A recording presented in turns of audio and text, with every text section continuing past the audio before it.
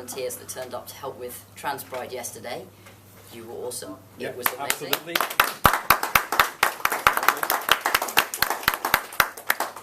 And secondly, please pray with me.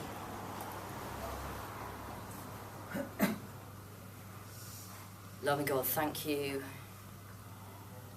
for the variety of the people you've put into this world, of our variety of beliefs and understandings and identities and shapes and sizes and colours and everything. Loving God, just as you love each of us, so also you have a message for each of us, and I pray that that message gets through to all of us here today, in each of us in the way that we need it. Amen. Amen. So, bear with me if I'm telling you something you already know. But I'm going to start my sermon with what's called the gingerbread person. It's not perfect.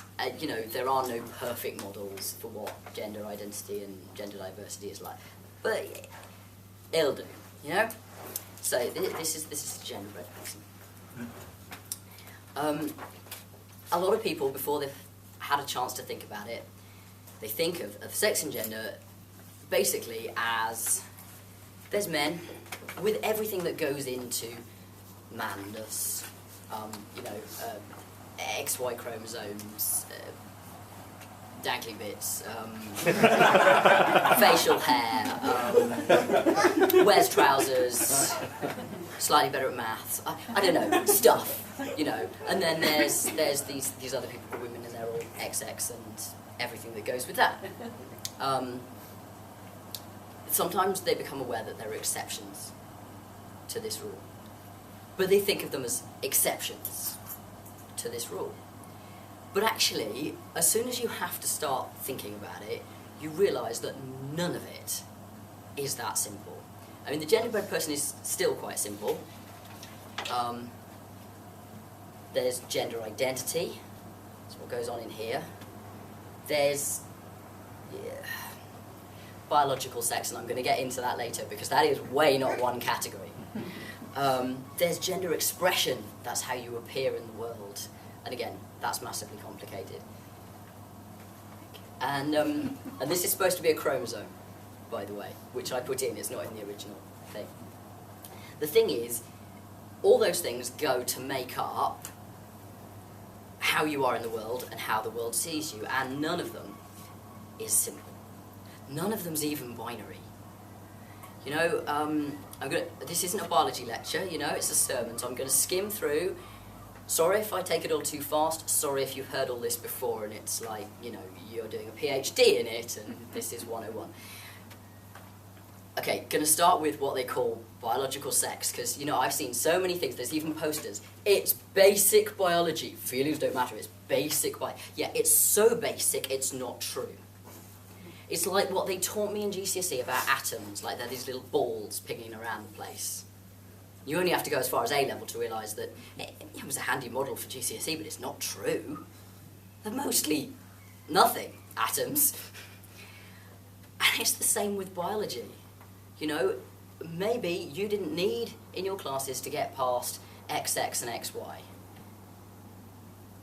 Doesn't mean that's the way it is. That's just the basics that they decided that apparently everybody needed to learn. You know, you can be XX, you can be XY, you can be XXY, you can be XYY, you can be X0. You can be XY and develop as anatomically female, whatever that's going to mean for us. You can be all sorts of things. Even chromosomes aren't simple. You know, I don't know that I'm XX. I might be, but I've never been tested, so I don't know. None of you know unless you've been tested, no matter how you were born. I mean, there's clues, sometimes, not always. But then you've got, like, anatomical sex. And hell, even that is a spectrum. Even that's not simple. You know, you've got genitals. May or may not match other characteristics, like your facial hair, or your body fat and muscle distribution, or your voice, or any of it. It's all crazy, and you can be anywhere. You can be anywhere on that. And I haven't even started on gender identity yet. You know, this is just ways of being a human being that, you know, get labelled. Sometimes you're labelled male, sometimes you're labelled female, sometimes you're labelled intersex. Sometimes you can wear more than one of those labels in a lifetime.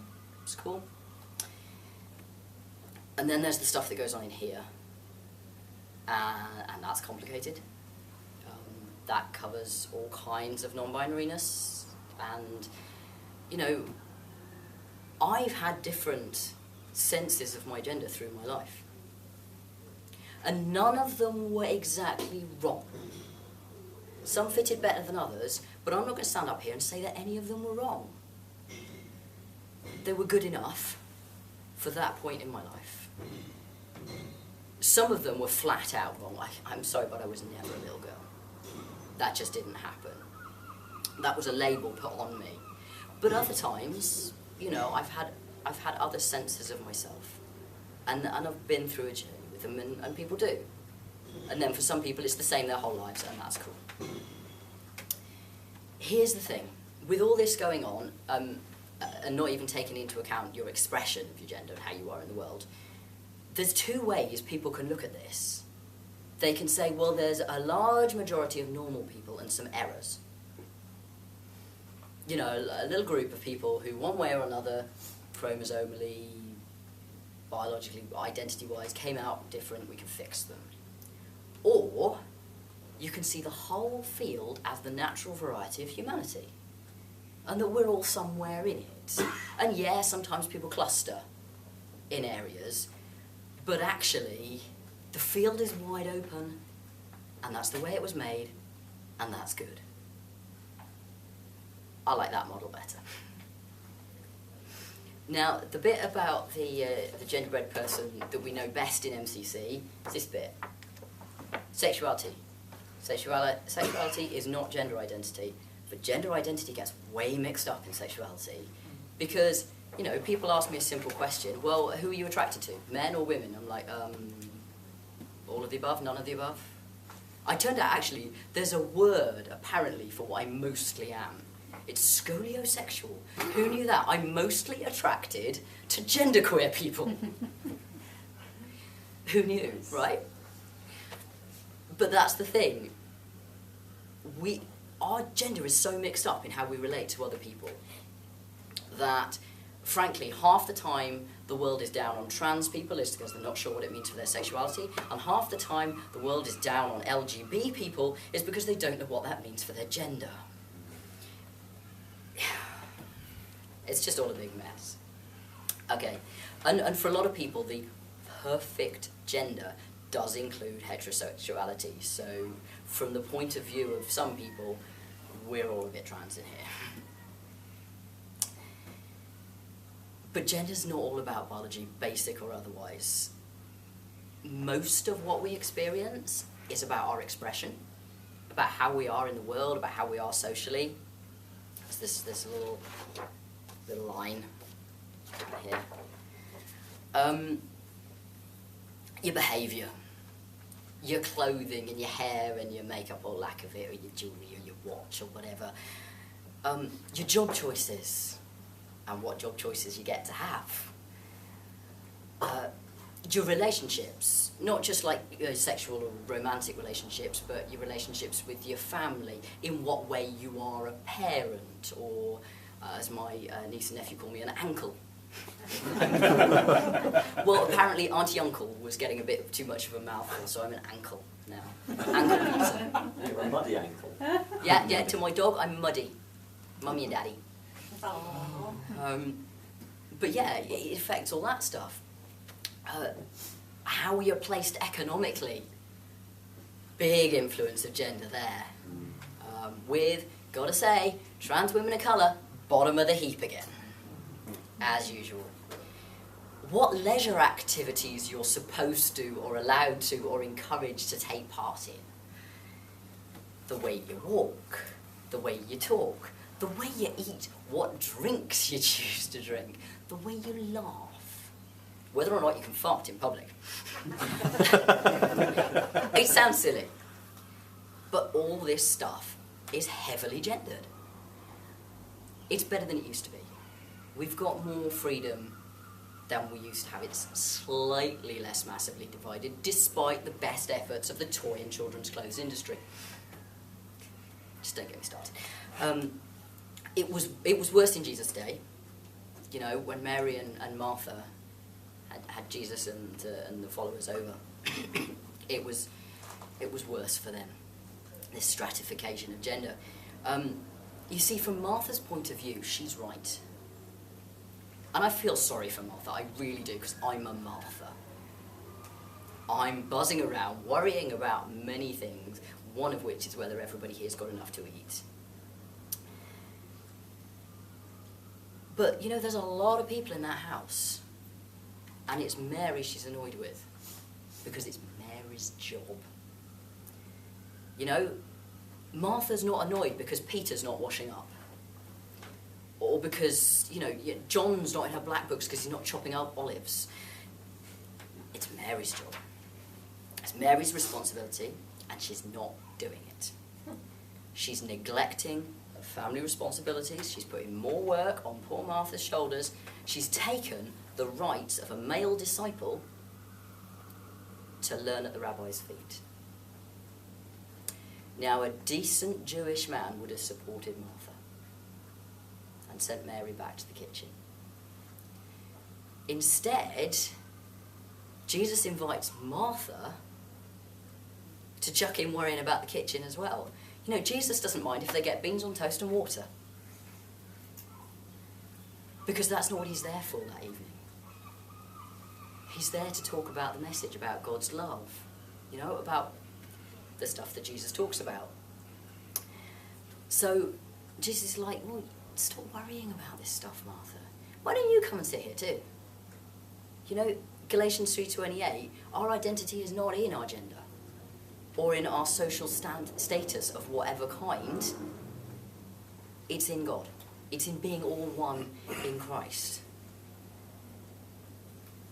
So Jesus not only doesn't mind what Martha's doing, what Mary's doing, also doesn't mind what Martha's doing, as long as it's what's right for them. And what's right for Mary is coming and listening to Jesus. Probably would have been right for Martha if she allowed herself to take that space. Because the message was as much for them as it was for James and John and Peter. Forget what you were brought up to believe was right, Jesus said. This is your focus. Forget what society has told you you should be, or should do, or should concern yourself with. Lesson from trans experience, it was mostly made up anyway. It was mostly invented. What matters is how you use it, how you help or hurt with it. You know, despite the womb and the ovaries and everything, my attempt to be a girl or a woman was an act. Sometimes it was a good act, sometimes it was a dreadful act. I wasn't always very good at it. But it was one I shed with absolute relief once I shut my bedroom door. You know, like taking a bra off at the end of the day. Oh, thank goodness that's gone. You know, our happiest day when I woke up and realised I was never going to have to put one of those on again. Then again, I acted pretty well passing as a man. But it was still less than skin deep. It was still an act. Because in the end, the only person I could be was me. And me is considerably more male-gendered than female-gendered. But I spent a lot of time worrying about how masculine I looked, or acted, or walked, or talked, or whether I was going to sufficiently convince people. I even sort of dabbled with the idea of giving up cross-stitch for a while, and then I realised that was ridiculous. Men knit. Yes. Yes. But on the way, I learned how much was learned. How much I'd learned from watching other people, from what I've been told, from what I've been punished for, rewarded for. I learned that the way I talked was learned. I learned that the way I sat, or how much pavement I took up. In fact, at some point early on, before testosterone, and when I was still read mostly as female, I experimented in taking up more pavement. You get walked into a lot that way. But there you go. Now I experiment with taking up less pavement. But eye contact. How much eye contact you make, that's learned. I mean, yeah, some of it's mixed up with the fact that I'm also Asperger's, but it's a learned gendered thing. The way I carry my rucksack, the way I wear my jeans, the way I do up my shoes. No, seriously, it's gendered. None of it is natural. None of it rides on an X or Y chromosome. And the thing is, Jesus messed with gendered expectations. Jesus messed with people's heads. Jesus was shocking and indecent and had a conversation that he started all on his own with a Samaritan woman at the well. You know, wasn't supposed to talk to a Samaritan, wasn't supposed to be sitting on his own talking to a woman. So what, thought Jesus? You know, Jesus did it anyway.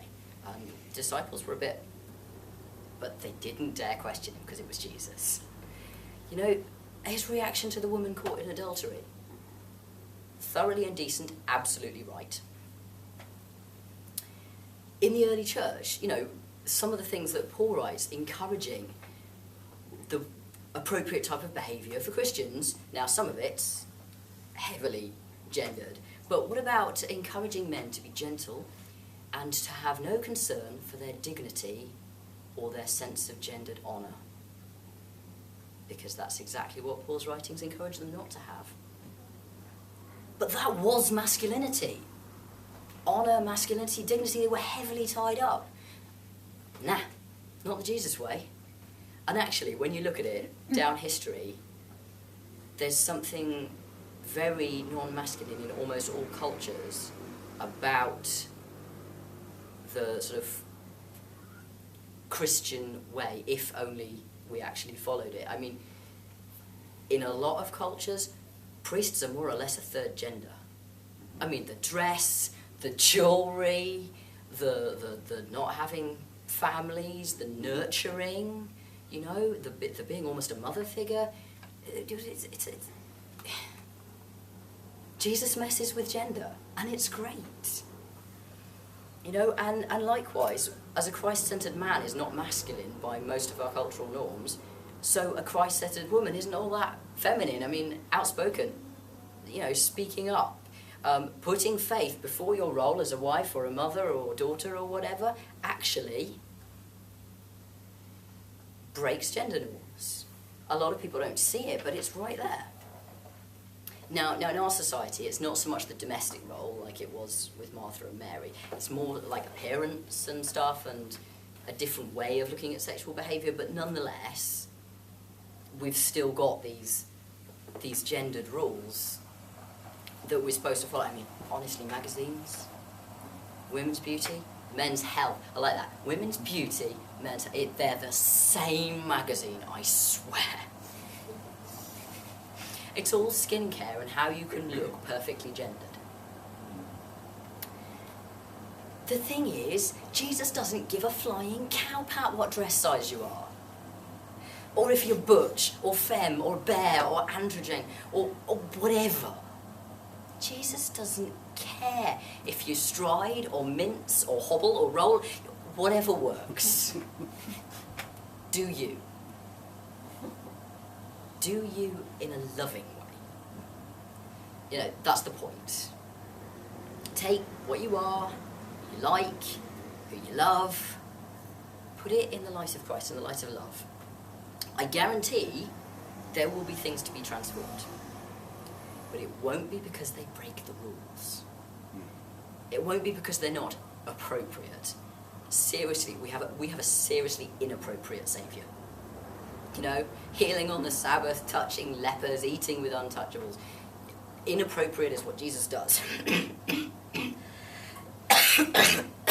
So there are aspects of gender in the world, in you, in your life, that you're going to want to pray about. They're going to need transforming, but it's not going to be because they break the rules.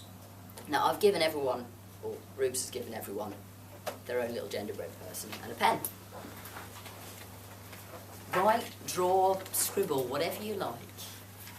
What about gender? Gender in society, gender in you, gender in your life or your relationships, that you want to put in front of God for prayer, for transformation. You know, I'm going to hold up to my hand to the fact that I have associated masculinity with muscles. And I'm down on myself every day for not having enough of them. So, hand that one over.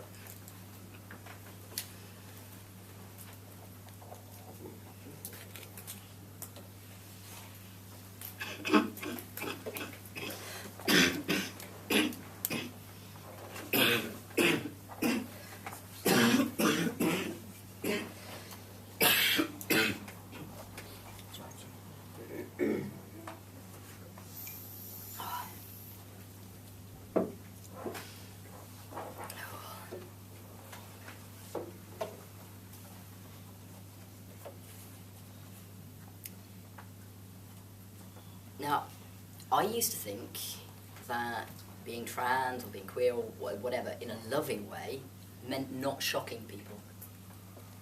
Not being in your face, not being outspoken, not being demanding. As Rube said today, we're done with that. Because it isn't true. You know, sometimes we need challenge. We need to be challenged. Sometimes we need shocking out of complacency. Sometimes people need shocking out of their ignorance. Not every day, not every second. That gets wearing. People stop listening. But sometimes we've got to be loud and visible so that others like us can see us and go, oh, I'm not on my own. Oh, good. That's what we call pride. That's what pride's for.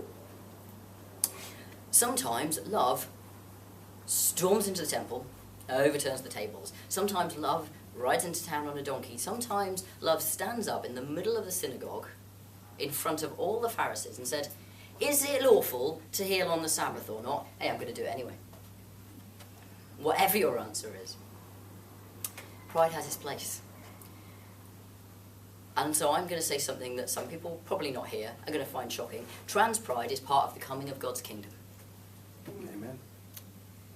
Because it's breaking down the powers and principalities of this world. It's not just freeing trans people from oppression of gender, it's freeing everyone from the oppression of gender. Gender and sex are two of the false gods of our culture, of a lot of cultures, but I'm concerned with this one because we're in it and it's ours. And trans pride helps us see them as false gods. So don't worry about them. You know, gender's falling down around our ears. Good. Marvellous. Don't worry about it. Only one thing is needful. And when you choose it, it will not be taken from you. Whatever changes you go through in your life, whatever your identity, your expression, your relationships, it will not be taken from you. The love of God, your place amongst the disciples, cannot be taken, will not be taken. Jesus promised. Do you love Jesus? Leave the rest up to God. Amen.